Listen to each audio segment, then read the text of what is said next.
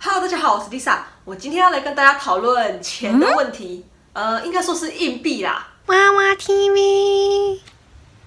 美国的硬币有很多种，而且它们大小不一。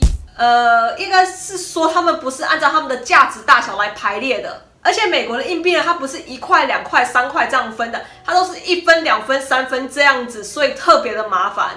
所以很多外国人或者是留学生到美国来买东西呢，都不太会找钱。所以今天我就要来教大家如何分辨美国硬币。台湾人应该都知道，我们台湾主要的硬币呢，大概分为4种：1块、5块、10块跟50块。听说好像还有20块啦，不过我是没有看过啦，大家有看过吗？我小的时候还有5角，不知道现在还有没有。好啦，重点是台湾的硬币呢，它是按照它的价值大小来排列它的顺序的，所以很好分辨。但美国的硬币就不是这样子了。美国的硬币呢，大概有6种：1 cent、5 cent、10 cent、25 cent、50 cent 跟1块。那50 cent 跟1块呢，它比较没有那么常见，就跟台币的20块一样这么不常见，所以我们今天就先不管它们了。那现在大家看到的这个呢，就是我按照它们的价值大小所排列出来的：1 cent、5 cent、10 cent 跟25 cent。大家有没有发现它们长得一点都不亲民？为什么10 cent 它的价值明明比5 cent 还要高，却长得比5 cent 还要小，跟1 cent 差不多大？这到底是谁发明的？不知道这样会造成很多人的困扰吗？一个比一个大不好吗？真是的。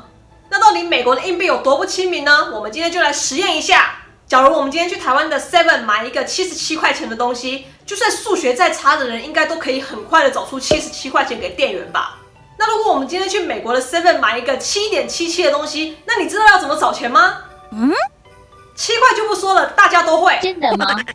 那0.77要怎么找呢？首先方案1数77个1 cent。好了，不开玩笑了。那方案2呢，就是数7个10 cent 加7个1 cent。不然方案3，我想一下，3个25 cent 加上2个1 cent， 这样也等于77 cent， 嘿嘿。不然再复杂一点好了，可以用2个25 cent 等于50 cent， 再加上2个10 cent， 就等于70 cent， 再加上1个5 cent 75，再用2个1 cent 77，做到了耶！